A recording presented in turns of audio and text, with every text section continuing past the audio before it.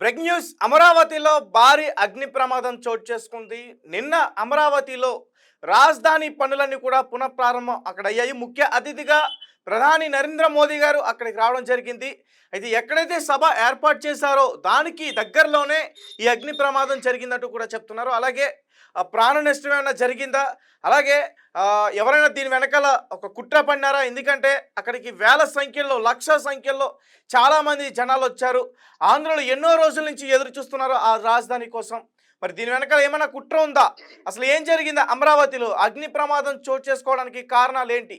ఇవన్నీ కూడా పూర్తిగా తెలుసుకునే ప్రయత్నం చేద్దాం. ఇదే విషయాన్ని మనతో పాటు డిస్కస్ చేయడానికి సీనియర్ జర్నలిస్ట్ మహేష్ ఉన్నారు. ఆయనతో మాట్లాడదాం. మహేష్ గారు చెప్పండి, అసలు ఈ సభ జరిగిన రోజునే అమరావతిలో ఇలాంటి అగ్ని ప్రమాదం చోటు చేసుకోవడం, అది కూడా సభకి దగ్గరలోనే ఈ ప్రమాదం జరగడం, దీన్ని అసలు ఎలా చూస్తున్నారు ప్రజలు? అక్కడ ఏమంటున్నారు? డీటెయిల్స్ ఏంటి? నిన్న ప్రధాని నరేంద్ర మోడీ గారు ఈ పునఃప్రారంభోత్సవం రాజధాని అమరావతి పునఃప్రారంభోత్సవం సందర్భంగా ఆయన్ని ఆహ్వానించడం జరిగింది. అయితే ఆయన గన్నవరంలో దిగిన తర్వాత అక్కడ గన్నవరానికి దగ్గరలో గన్నవరం ఎయిర్పోర్ట్ ని ఎక్స్పాన్షన్ లో భాగంగా దాన్ని విస్తరిస్తున్నారు. దానిలో ఆ నిర్మాణ కార్యక్రమాల్లో సందర్భంగా అక్కడ జరుగుతున్న కన్స్ట్రక్షన్ లో ఒక టవర్ దగ్గర అగ్ని ప్రమాదం సంభవించింది. అదైతే కుట్రపూరితంగా జరిగిందా, ఇంకోటి జరిగిందా అనేది మనకి ఆలోచన చేయాలి. అంటే ప్రధాని ఇప్పుడు మనకి నరేంద్ర మోడీ గారికి విపరీతంగా థ్రెట్ ఉన్నది అందరికీ తెలిసిందే. అలానే ఆయన రాక సందర్భంగా అక్కడ మనకి సెంట్రల్ ఫోర్స్ గాని వీళ్ళు ముందుగానే వాళ్ళంతా చుట్టుపక్కల ఏరియా గాని అదంతా వాళ్ళు హ్యాండ్ ఓవర్ చేసుకోవటము, అక్కడ క్షుణ్ణంగా అక్కడ బాంబులు గాని ఏదైనా పెట్టారా, లేకపోతే అక్కడ భద్రతా ఏర్పాట్లు ఎలా ఉన్నాయనేది మొత్తం వాళ్ళ చేతుల్లో తీసుకొని పర్యవేక్షించడం జరుగుతుంది. అయితే గన్నవరం ఎయిర్పోర్ట్ నిర్మాణ పనుల్లో అక్కడ ఉన్న టవర్, ఒక నిర్మాణం టవర్ దగ్గర ఈ అగ్ని ప్రమాదం అయితే సంభవించింది. దీనికి కుట్రకి సంబంధించి ఏదైనా కుట్రలో భాగంగా ఇది జరిగిందా అనేది వాళ్ళు ఇప్పుడు మనకి అక్కడ ఎంక్వైరీ చేయటం కానీ అక్కడ అంతా క్షుణ్ణంగా వాళ్ళు చేయటం జరుగుతుంది. కానీ ఇక్కడ కుట్ర కోణం అనేది మనం ఆలోచిస్తే అక్కడ ఈ సందర్భంగా ప్రధాని రాక వల్ల అక్కడ ఉన్న భద్రతని వాళ్ళు ఎలాగైతే పర్యవేక్షిస్తారో దానిలో భాగంగా అది అక్కడ జరిగే అవకాశం అయితే కుట్ర కోణం అయితే ఉంది అని అనుకోవడానికి అవకాశం అయితే చాలా తక్కువ.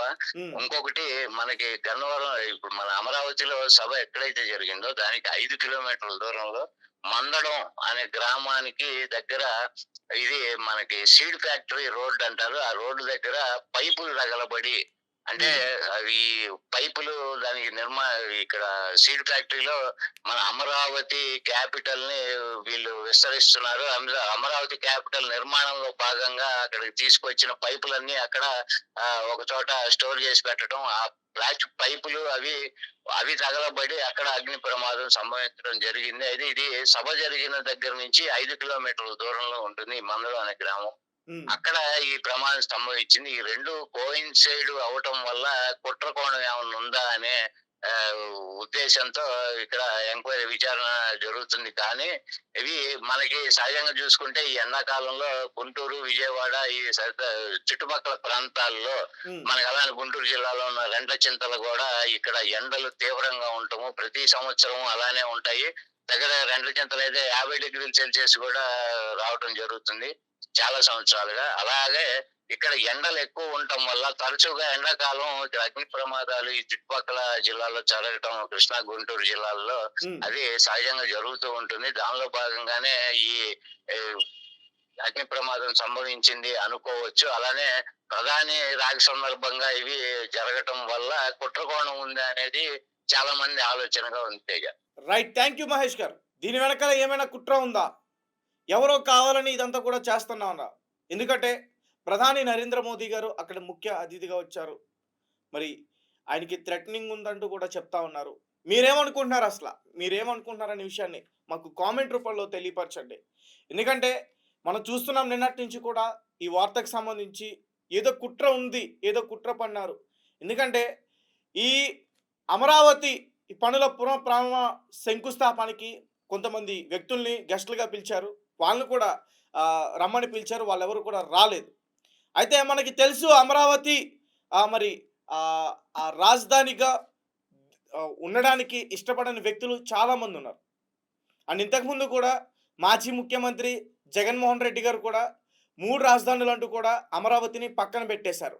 మళ్ళీ చంద్రబాబు నాయుడు గారు గెలిచిన తర్వాత అమరావతి పునఃప్రాణం కానుంది. అయ్యింది కూడా. నిన్నే ఆ పనులన్నీ కూడా ప్రారంభం అయ్యాయి. అయితే మరి నరేంద్ర మోదీ గారు వచ్చిన టైంలోనే ఈ అగ్ని ప్రమాదం ఎందుకు జరుగుంటుంది? అమరావతి ఈ సభ రోజే, ఈ శంకుస్థాపన సభ రోజే ఈ అగ్ని ప్రమాదం ఎందుకు జరుగుంటుంది అనే ఆలోచన ప్రతి ఒక్కరిలో కూడా ఉంది. దీనిపైన చాలామంది సీరియస్‌గా దుమ్మెత్తి పోస్తున్నారు. ఎందుకంటే దీని వెనక ఖచ్చితంగా ఏదో కుట్ర ఉంటుంది. ఇది నచ్చని వారే కావాలని చేసుంటారు. లేదంటే మరి మోదీ గారు అక్కడికొచ్చారు. నరేంద్ర మోదీ గారు ఇంటెలిజెన్స్‌కి ముందే రిపోర్ట్ ఉంటుంది. ఆ ఏరియాస్ అన్నీ కూడా వాళ్ళు ముందే వాళ్ళ అదుపులోకి తీసుకుని వాళ్ళు ఈ బాంబ్ స్క్వాడ్ అవంతా కూడా వాళ్ళొచ్చి అక్కడ చెక్ చేస్తారు. అక్కడ ఏమైనా కుట్ర పన్నుతున్నారా అవన్నీ కూడా చెక్ చేసే ప్రయత్నం అంతా కూడా జరుగుతుంది. ముందే ఒక 4, 5 రోజుల నుంచి కూడా. మరి ఈ ప్లాస్టిక్ ప్రమాదం అని చెప్తున్నారు. అది నిజమేనా? ప్లాస్టిక్ ప్రమాదం జరిగిందా? లేకపోతే ఎవరైనా వేరే కుట్ర చేశారా?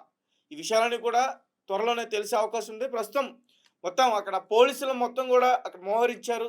ప్రతి ఒక్కరిని అనుమానం ఉన్న వ్యక్తులందరిని కూడా అదుపులోకి తీసుకుంటున్నారు. విచారణ చేస్తున్నారు. ఆ ఏరియాని మొత్తం కూడా పోలీసులు అక్కడ చుట్టేశారు మొత్తం కూడా. మనకి ఖచ్చితంగా దాని గురించి మరిన్ని విషయాలు తెలిసే అవకాశం అయితే ఉంది. అలాగే ఈ అమరావతి ఆంధ్రుని కల. ఎందుకంటే ఈ తెలుగు 2 రాష్ట్రాలు ఎప్పుడైతే విడిపోయాయో అప్పటినుంచి కూడా ఆంధ్రప్రదేశ్‌కి రాజధాని లేదు. ఎప్పటినుంచో కూడా ఎదురు చూస్తున్నారు. అమరావతి రాజధానిగా వస్తే మనకి ఇక్కడ డెవలప్‌మెంట్ పెరుగుతుంది. మన పిల్లలకి భవిష్యత్తు బావుంటుంది. జాబులొస్తాయి. మనం కూడా హ్యాపీగా ఉండొచ్చు. భూముల రేట్లు పెరుగుతాయంటూ కూడా చాలామంది ఆశతో చూస్తున్నారు. మరి అలాంటి ఆశతో చూస్తున్న ప్రజలకి నిన్న చంద్రబాబు నాయుడు గారు అమరావతి రాజధాని పనులు పునఃప్రారం మళ్ళీ చేశారు. శంకుస్థాపన కూడా జరిగింది. ఇలాంటి సమయంలోనే మరి ఒక పక్క నరేంద్ర మోదీ గారు సభిస్తున్నారు. సభలో ఆయన మాట్లాడుతున్నారు. మాట్లాడుతున్న టైంలోనే ఒక పక్క ఈ అగ్ని ప్రమాదం జరిగిందంటున్నారు. 5 కిలోమీటర్ల దూరంలో ఈ అగ్ని ప్రమాదం జరిగిందని చెప్తున్నారు. మరి ఖచ్చితంగా అంటే ఆ 5 కిలోమీటర్ల దూరంలోనే జరిగిందంటే సంథింగ్ ఏదో జరిగినట్టే నాకనిపిస్తుంది. ఏదో కుట్రున్నట్టు అనిపిస్తుంది. సో, ఖచ్చితంగా పోలీసులు ఎవరైనా దీనికి కుట్ర పన్నితే వాళ్ళు పట్టుకుని వాళ్ళకి తగిన శిక్ష వేస్తారని చెప్పేసి నేను అనుకుంటున్నా. Thank you for watching. Thank you so much.